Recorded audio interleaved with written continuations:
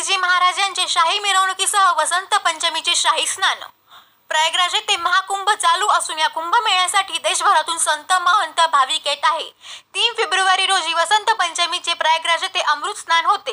या प्रसंगी प्रयागराज महाकुंभ पर्वावर वसंत पंचमी पर्वणी निमित्ताने शाही स्नान संपन्न झाले। यावेळी राष्ट्रसंत सद्गुरू जनार्दन स्वामी मौन गिरीजी महाराज समाधी स्थान बेट कोपरगाव येथील मठाचे मठाधिपती परमपूज्य स्वामी रमेश गिरीजी महाराज यांचा शाही मिरवणुकामध्ये रथ काढण्यात आला।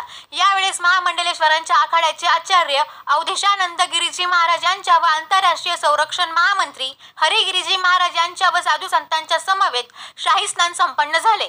या प्रसंगी भाविक भक्तांनी रमेश गिरीजी महाराजांचे पूजन करून आशीर्वाद घेतले। त्यांच्या समवेत भाविकांनी देखील शाही स्नान केले।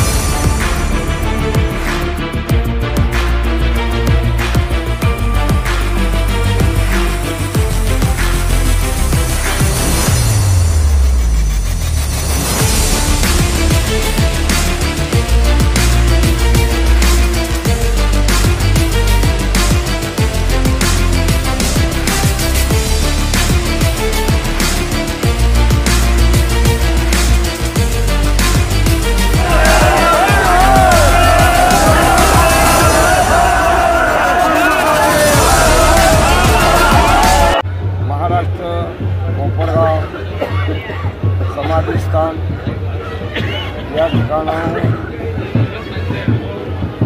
महाकुंभमेळा प्रयागराज या ठिकाणी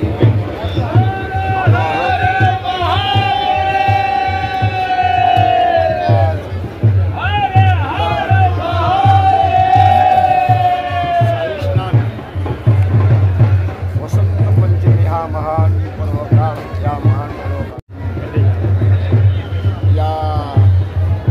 स्नानामध्ये सहभागी झाले आणि हा